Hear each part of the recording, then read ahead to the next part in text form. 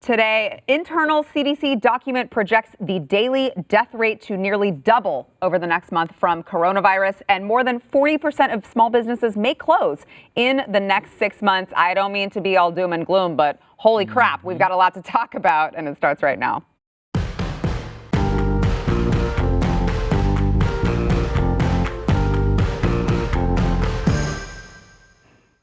Welcome to the news and why it matters. I'm Sarah Gonzalez, today joined once again by America's favorite cowboy, Chad Prather, host of the Chad Prather Show.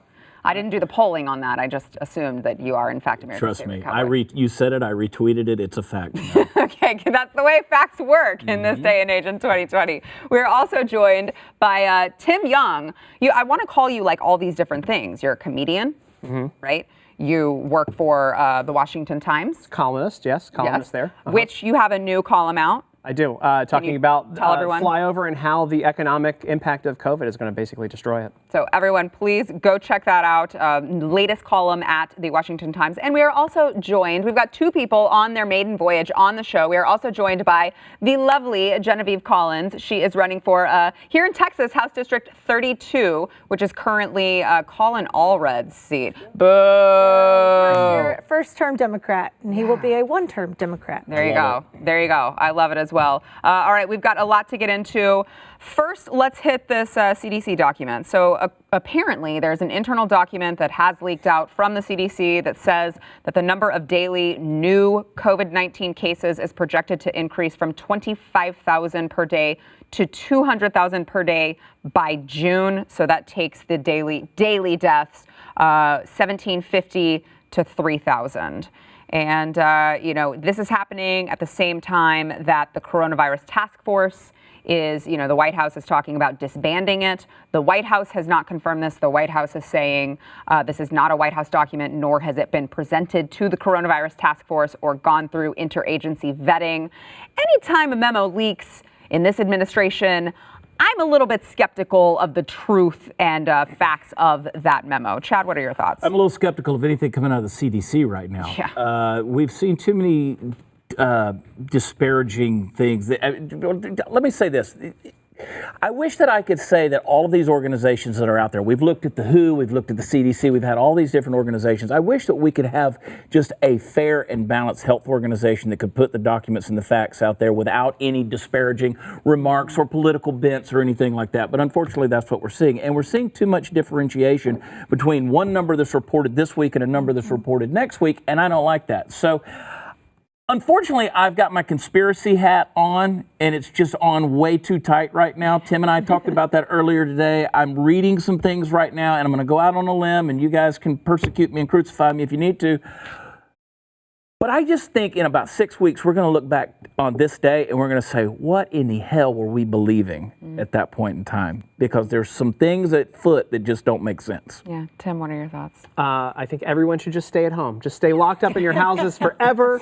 We'll never catch anything. You should never leave. This is getting ridiculous, and it's so paranoid at this point. Chad nailed it, though. That's not conspiracy, Chad, what you just said there. We're seeing the early results of antibody testing come out, which shows 15% of people who they tested had this, didn't know they had it, and they're showing signs of the antibodies. That means 20 to 30 million people already had this. That also means the mortality rate is 10 times less than what it is. And this might just be like another flu. Am I allowed to say that? You're not allowed to say that. Oh, no. You're not allowed to say that. You want people to die. I want everyone to die. Clearly, that's what that means. And here's the news, they're all going to. Eventually. At some point in time, If you leave your house. That's the other thing, too. People think that getting COVID is a death sentence. That's the way the narrative has been spun. 80% of people don't even show a symptom. We're not even getting any truth in accuracy or numbers. One CDC is going to say the one thing, the Trump administration is going to say another. Right. Nancy Pelosi is going to tell everyone that we're dying. There's no real way to see what's the truth and how do we really take care of ourselves? How do we take care of our neighbors? Because let's be honest, we want to be social. We want to be around people. We want to be around our families in a safe and healthy way. Yeah. But if you're not giving us any accuracy, how are we supposed to trust the CDC? The thing we do know is that Nancy China. Pelosi has delicious ice cream in her refrigerator. Very expensive, delicious. delicious Very ice delicious. cream. But Tim, I want to get back to something that you just touched on that I do think is important, which is that the people, I think, are being conditioned right now in this country to believe somehow that the government is there to protect them from contagious viruses, from diseases. And it's like, that should never be something that you assume that the government is here to protect you from. A, it's not in the Constitution. I missed that part. And B, every single time you leave your door, you are assuming risk when you live in a free society that you could be exposing yourself to anything, but that's a choice you make when you leave isolation. Yeah, and also as part of that protection, calling the police on your neighbors to have them arrested for like walking without a face mask on. There's a lot of just insane things going on now, and people are paralyzed by fear. One certain type of people that happen to lean left politically are paralyzed by fear and literally believe the government that has failed at every program they've basically ever instituted will save them from a virus this time around. Come on. Chad. You know, Dave Rubin on my show yesterday, he said, we want to believe that the government is kind of right? And unfortunately, you're right in this case. Nothing the government's ever run makes sense. I mean, would you rather use FedEx, UPS? Unfortunately, I was right. I mean, yeah, because unfortunately, it's not that it's unfortunate that that's the go-to phrase. I'm going to have him a T-shirt made that says I'm a broadcast journalist. No, unfortunately, you're right about the government. That's the thing. It's a negative deal. I don't know. I look at this stuff and I'm thinking, you know, I want to go to the beach, right? I want to go out and live my life. And as an American who has liberty, and I've said this over and over till I'm blue in the face, I take the responsibility with that liberty to live a free life without going out and breathing. I'm not going to lick your face when we go to the grogrocery store. I'm going to, you know, if you want me to distance from you, I'll distance from you. I got up this morning. She said that a few times. She did say. I've told HR a lot of times. It's in a memo. It's in a memo. The fact that you're there and not here, I don't know. Anyway. Exactly. I got up this morning after only sleeping 4 hours last night. That's not healthy. I went through the McDonald's drive-thru. I got not one biscuit. I got two. I even had the potatoes. I drink a Diet Coke, which is neurotoxin. And then I just had M&Ms. I had some Skinny Pop, so that's healthy. Hey, there you go. Right? I took a multivitamin this morning. Who knows what my heart's doing right now? Who knows? I'm out of breath just walking on the set at this stage in the game. I take 8 prescriptions every single morning. I'm 47 years old. I got a foot in the grave. I mean, I look good, but I'm telling you, it's not healthy. And I'm not going to sit around worrying about something that's got a 99% recovery rate and change my life and alter my liberties and my freedoms over it. I'm just not going to do it. Genevieve, how do you think that we have, where did it come from, the idea that coronavirus is going to kill you, right? Because if you really look at the facts, you can see what Tim is saying, what Chad is saying, that there's a very tiny, minute chance that it's actually going to kill you if you're a healthy, average-aged adult individual. Yet everywhere I look, I guess my first mistake is looking online, but everywhere I look, I see these people who are, good gracious, no, I'm not taking my kids outside. And I'm like, what is wrong with you? Where are you getting this information? Is it the mainstream media?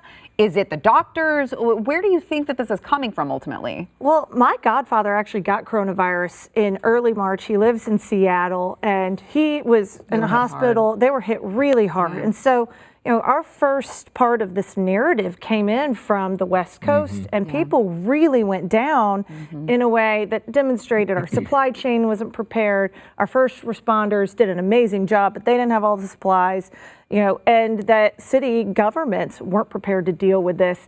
And then it's one spiral after another that the media is saying, we're not prepared. Well, that's not necessarily true because people are there on the front lines.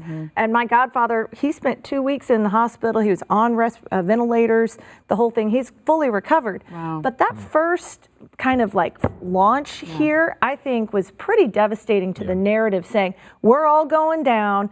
Everyone's going to need to shelter in place, full lockdown. And that really just negates all of personal responsibility and having liberties of being able to take responsibility for our lives. I think that was the first mistake, that we let the media control the narrative from its first onset in the West Coast. Yeah, Tim, what do you think? Wasn't China the first country that locked people down? Yes. And then everyone followed from there? Yes. Wasn't it weird that there was a protest going on and then there was, and then it stopped? It's crazy. And then they were welding people into their apartments after that to keep them locked in there. Terrible. I mean, the fact that we all followed what China did I'm not a conspiracy guy. I'll look over to Chad. But if you want to shut down economies and stop a protest, that's a good example to set, right? Yeah, they did it. And they're not Chad, back we're out. looking at you, They're not back out on the street conspiracy yet. Look, here's what we know. These are facts. 1, it's a real virus. 2, it is highly infectious and contagious. 3, Which does not mean you're going to die. right. Can we just 3, the people mortality complete that? rate is not what Thank was you. projected. You can't live off of models, okay?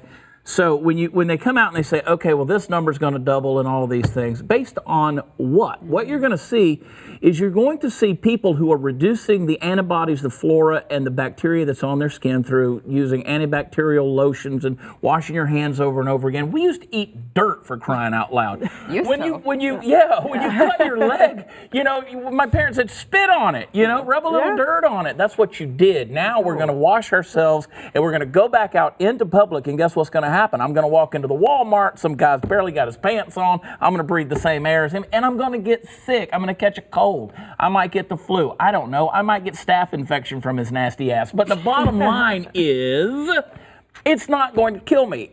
But I've made myself so pure because I've become so germophobic that now I'm going to get sick. And so what they're going to do is they're going to say, see, we told you. We told you it was going to be bad. Well, no, that doesn't mean I'm dying from coronavirus. It just means I did everything to lessen my immune system in order to go back outside and get sick. Well, speaking of lessening your immune systems, I mean, we talked to Dave Rubin about this yesterday, Chad and I. You have the governor of California saying you're not allowed to even go to the beach.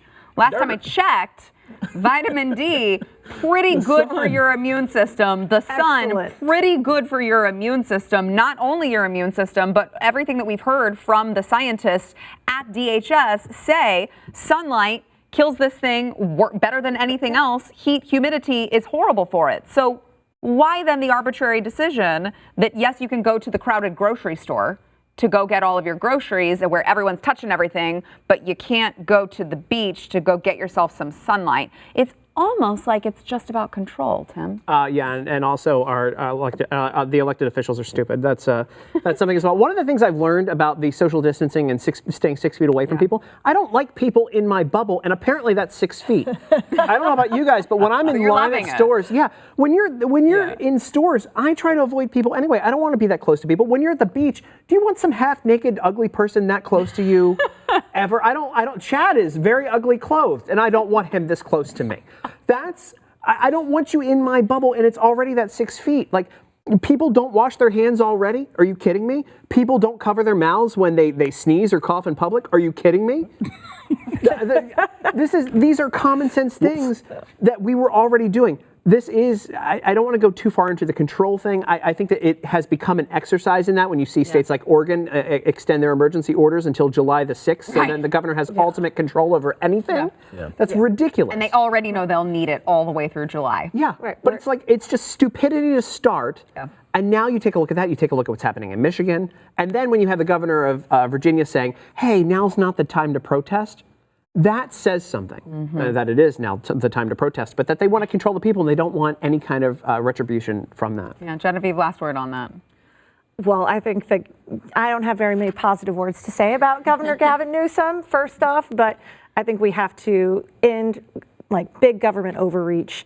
It's time for people to take responsibility for their actions, be smart for themselves and their families, and go back to work. The American spirit is innovative, we're creative, we like working, which is, and we need to go be productive again. Let us go be Americans. Yeah. And we've got more on that when we come back about all of these small businesses and what's going to happen to the economy and all of these jobs now that they have been forced to be shut down by the government. First, we want to thank our sponsor, Brickhouse. So, we're talking about all of this self-isolation. Unless you plan on being self-isolated forever, you're going to eventually need to be around other people again. And one of the best ways to avoid getting sick is a healthy immune system all year round, which is why we recommend Field of Greens here at BlazeTV. It is from Brickhouse Nutrition. Now, one scoop of Field of Greens has a full serving of real organic fruits and vegetables. It obviously boosts your energy, supports a healthy immune system. If you don't like vegetables, I'm not gonna single anyone out, but men probably maybe sitting at the table, I don't know. What? You guys don't like your vegetables. You don't eat That's why vegetables. I take Field of Greens. Yes. I love them. And it doesn't taste like vegetables. Can you just be clear? Because I've seen people in the No, it comments like, doesn't. oh, I put bet it tastes every like single tomato morning. juice. No, no, no. I do the Field of Greens. I do their dawn to dusk. Yes. Love it. Yes. The time released energy all day long. I tried to eat this. Yeah, no, you don't eat this. Not Field don't of eat Greens. this, Tim. Yeah. You need Field of Very Greens. chewy. Field of Greens is prebiotic. It's probiotic, and it's a great source of vitamins, fiber, other nutrients. You put a scoop in water. You can do it in water, put it in juice if you're just like really sensitive about it. But it tastes great in water. My family drinks it. My son loves it. Right now, you can save 15% off your first order with the offer code BLAZE. All you got to do is go to brickhouseblaze.com. That is brickhouseblaze.com. If you subscribe, you will save an extra 10% every month. Turn your body into a brick house, why don't you? Go to brickhouseblaze.com. Back in a minute.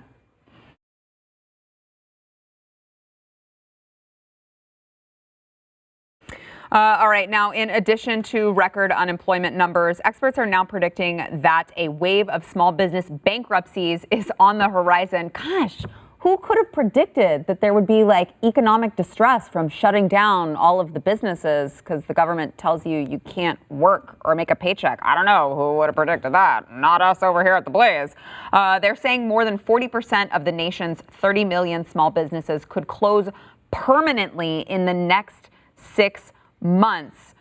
Again, I don't mean to beat our own drum over here at the Blaze, Chad, but I feel like there were a lot of people who perhaps weren't even economic experts, right? I don't think that you need a degree in economics to just say, there are a lot of small businesses that operate with really small profit margins, and you can't just shut them down and expect them to flip on a switch and turn everything back on and everything goes back to normal. Yeah. Well, I mean, Alexandria Ocasio-Cortez, she's an economist, right? She knows all Sadly, things. that's what her degree is in somehow. Well, I've been fortunate. There's been a lot of changes to my business. I can't tour. I can't go out on the road. I can't do live shows right now.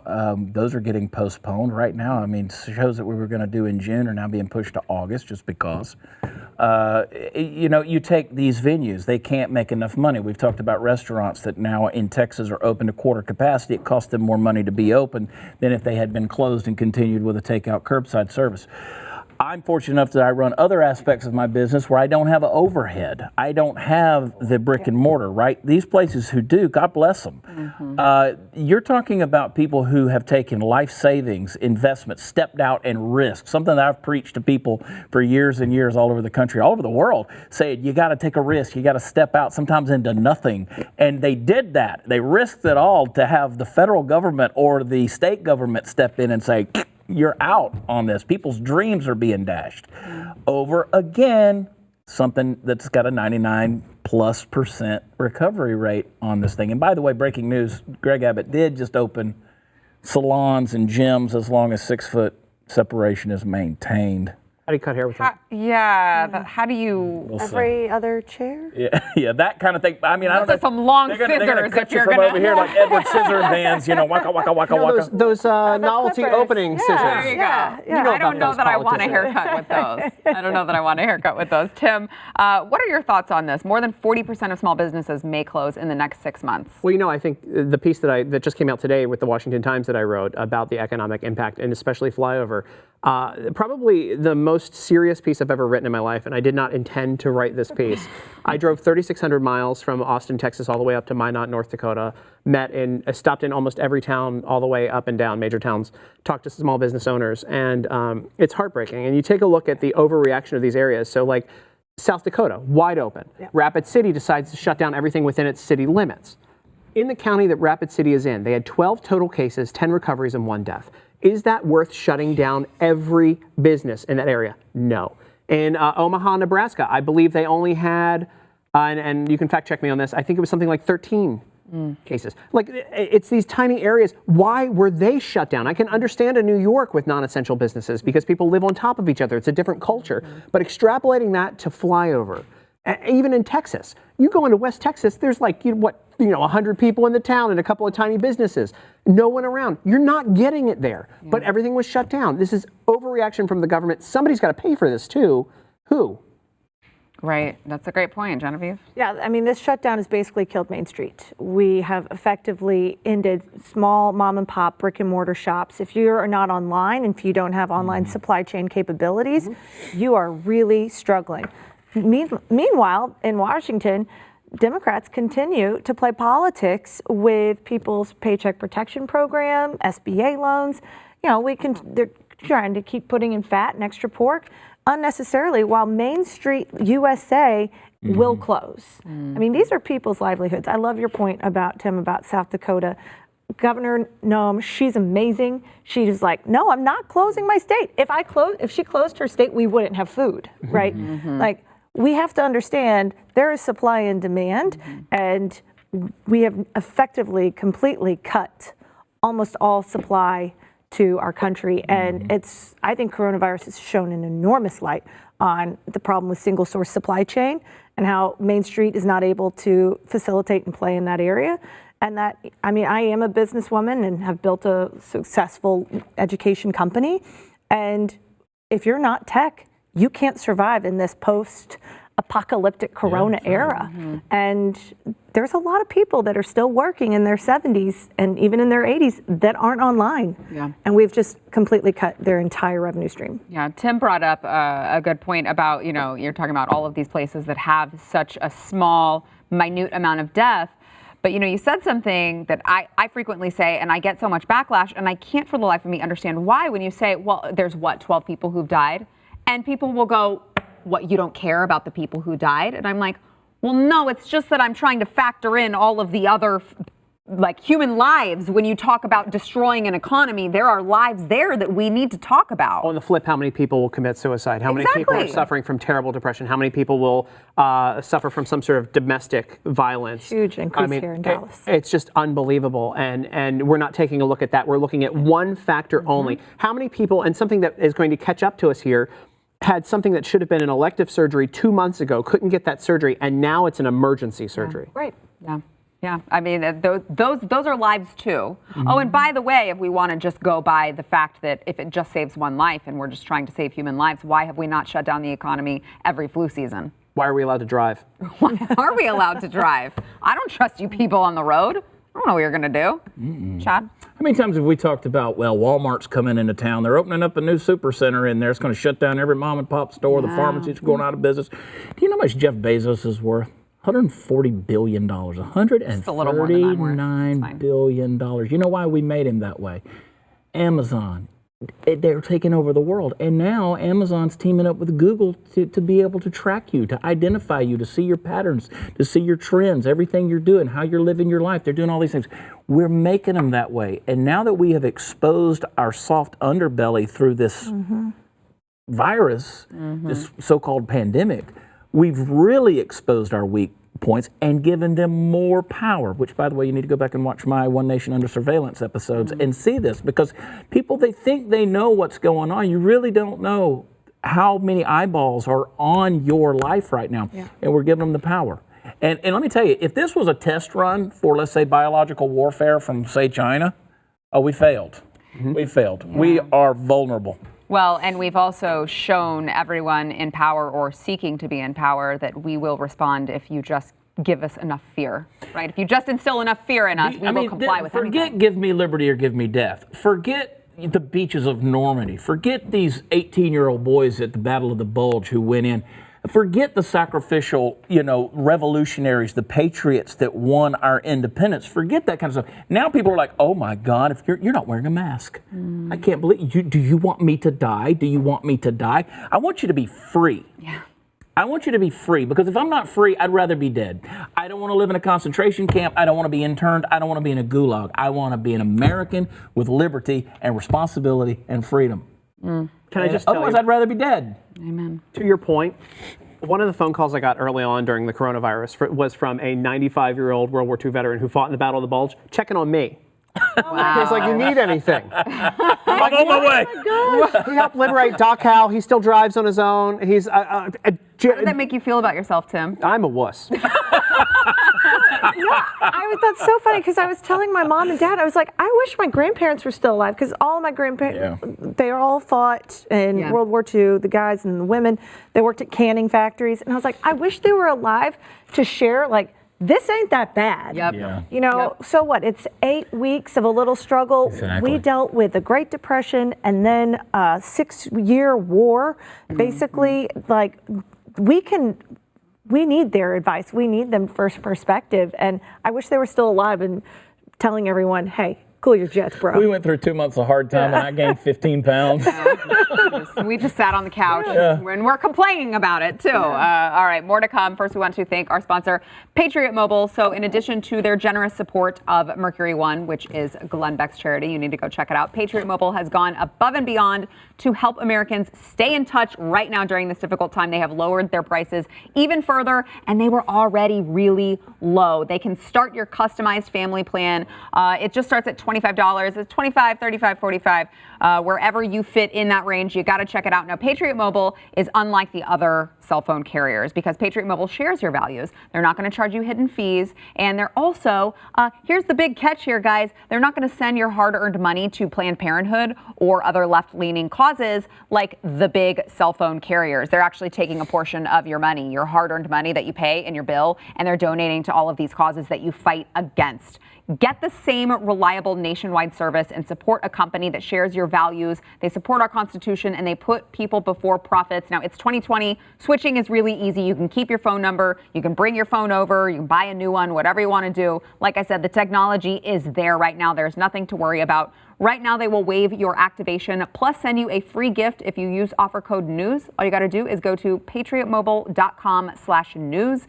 If you still use the phones for what they were originally intended, you could also call 972-PATRIOT. But most people don't do that. So you can go to patriotmobile.com/news. Back in a minute.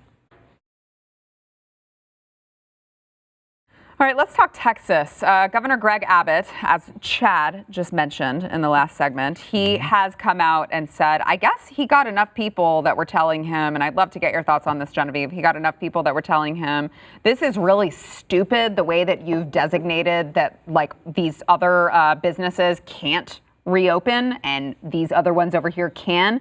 Really arbitrary, kind of still messing with, picking winners and losers in the economy. So he is now saying, hair and nail salons, barbers and tanning facilities can reopen to customers. Now, here's the catch. First of all, it starts Friday, May 8th, so this Friday, and the customers have to stay 6 feet apart, and the stylists are recommended, strongly encouraged to wear masks. Now, they, of course, have to keep by the same 25% capacity rules, but that's how they are going to do it now. It's interesting because he just reopened all of these businesses, decided not to include all of these arbitrary other businesses that they thought they just couldn't handle it. And now all of a sudden, only, less than a week later, he's amending it. Genevieve, what does that tell you? Well, it tells you that people in Texas like their liberties and like the opportunity to be pro-business and pro-Texas at the same time. In Dallas, we've heard a lot about Salon a la Mode. Yes. And which she has a hearing going on, I think, right now. Today. Yeah, I actually spoke on the phone with one of her stylists. And I think they want to be able to practice and open their business and make money and architect the lives they want for themselves, just like anyone else. And this is a shared American trait, not a specific business by business trait. I think Governor Abbott probably took a lot of heat. What'll be interesting to see is, if Tim goes and gets his beard trimmed, is the woman, is the person wearing the mask over you? What's the safety and health precautions? We have to make sure we're keeping each other safe for priority number one. You're definitely not 6 feet apart if you're trimming someone's hair. At least I don't want someone 6 feet away from me trimming my hair. Maybe it'll work for you, but definitely won't work for me. That's why I shaved mine off. I look like a dirty Q-tip at this point. Yeah. I'm telling you, I don't care, masks or no mask. I'm going to go get my nails done. Well, I think and speaking with someone that worked at Salon Alamo, they're already wearing masks. People want to practice. Yes. They want to practice safely. Well, they want to also- have good health standards, and they want to keep people safe, but they want to be able to make a living. Being a cosmetologist, I mean, they are taught very rigorous sanitation And procedures. they're licensed. Right. I mean, you're gonna if you walk into a hair salon, you're gonna find a much more clean environment than going to the grocery store down the street, Tim. Well, yeah, grocery stores are filthy. But I need to get my mullet cut. I honestly have grown like was kind of a gonna say mullet something in the about back. that, It's yeah. I am not myself, and this beard is a coronavirus beard. I'll just have it like I do not ever have a beard. I like it though. Yeah, I unlike a lot of guys in It's DC, not my beard's on my patchy. face. This is a really good one. Never invited back. But no, yeah. Listen, hey, it's got to go. So I'm sorry. You know, if you want to do drinks, you got to do it without the face. No, but I mean, so Texas. What does this tell you about Texas, right, Chad? That Okay, we're not so- going to stand for this. Yeah, so I've always said that Texans have a humble arrogance. Some people don't know. That's just a way of just true. saying, That's you know, true. you speak softly, carry a big stick kind of attitude. Everything's bigger in Texas. We know that. The stature of Texas. I like Greg Abbott. I do too. He's a good guy. I like Dan Patrick. He's a good man. And you know, these guys who are in there, the thing I like about Greg Abbott is he listens to the people of Texas. Whether it's on Twitter or whatever social media platform, he listens. He catches a lot of flack because, of course, in a state of 23, 24 million people, that's what you're going to catch. But he does it fairly. I'm happy when I see and meet folks like Genevieve who are running for office, who deserve to be there, who are fair, common sense people, who listen and have just a brain in their head and not out there running on some idealistic principle. They care about the people that they're going to represent. And Greg Abbott does a good job with that. Yeah. And he's even said, look, you know, he opened the restaurants back up, and there wasn't some zombie apocalypse that broke out. So he's like, okay, maybe we can ease some other restrictions. Let's do this. We'll speed up the timetable. But he says in his press release, he said, if you violate these things and the distancing doesn't work and we see an increase in infections, and yes, go back to my point number 2, it's highly infectious.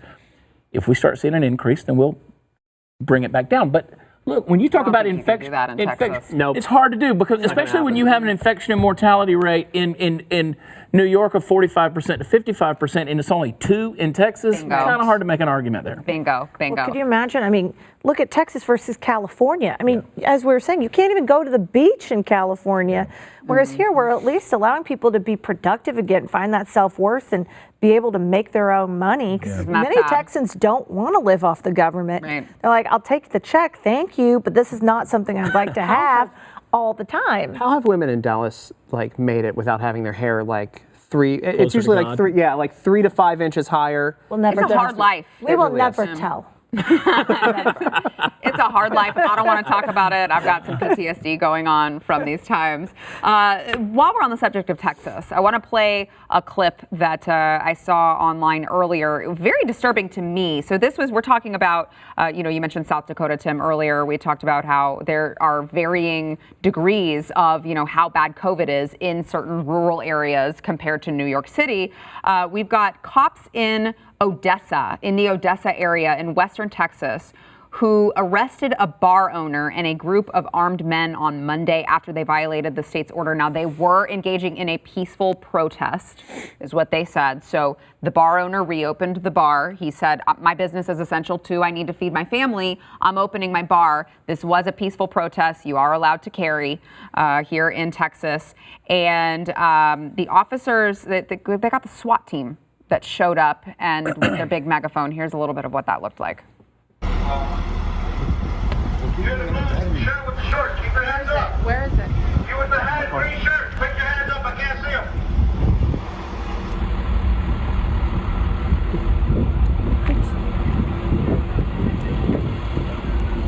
Where's the bar? Well, Odessa. Get back. Bring your man. One shirt. Get back. I'm drinking worse places than Odessa. Now, the officers, of course, said that they charged the bar owner for violating the governor's orders and arrested the armed men for having weapons on what they said was a licensed property. It just feels like, though, Tim, kind of unnecessary to bring the SWAT team. And the tank? Right. Not really a good utilization of taxpayer money to bring the tank to show up because at the end of the day, a bar owner wants to feed her family. Don't you think that is overreaction? Just watching that video, I kind of kept my comments to myself because I don't know if you can hear me talking over the video or not while you're playing it. So thank you. But I'm just watching that and I'm like, why the hell do they have, number one, a tank and like just ridiculous military grade weapons pulled out? I sound like a liberal saying that. Military grade weapons pulled out. Weapons. When all it would take is the sheriff showing up and being like, guys, come on. Yeah. Can we just talk this out? Right. That was a show of force that was so unnecessary and why the public shouldn't necessarily trust the government and the officials in charge. That's case number one right there. Well, probably number 1,000 at this point. Right. Yeah. Genevieve, what do you have to say about it? I'm still trying to find the bar in that video clip. One of the trailers. It's one of the trailers. No, I'm playing. Hey, right now, you take what you can get. Yeah, Okay? I mean, I don't even have to leave my house in order to get a drink. But I will say, the governor is being really responsible, trying to open different businesses, trying to get people's livelihoods back in order. Bars weren't on that list. Mm-hmm. Now, they might be coming henceforth in the next 4 days. People have been making do without it for the last 7 weeks. I don't think that there needed to be all of these weapons, these drawn weapons coming in to confiscate or fine or look after all of these folks at this facility. But it didn't have to open.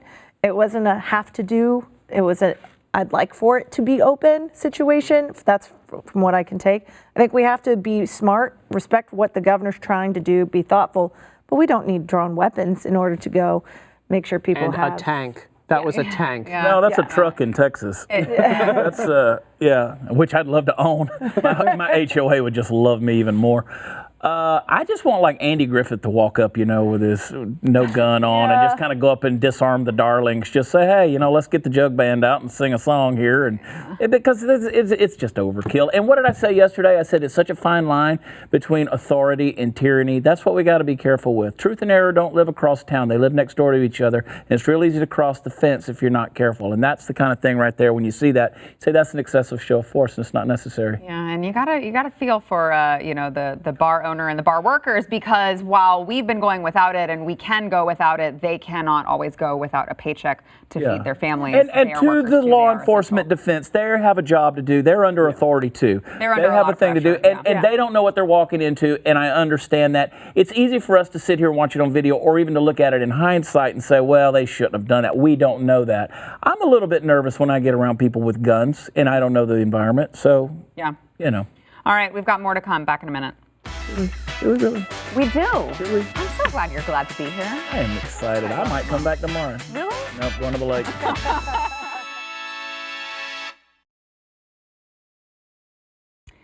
According to a new Rasmussen poll, this is just for funsies, guys.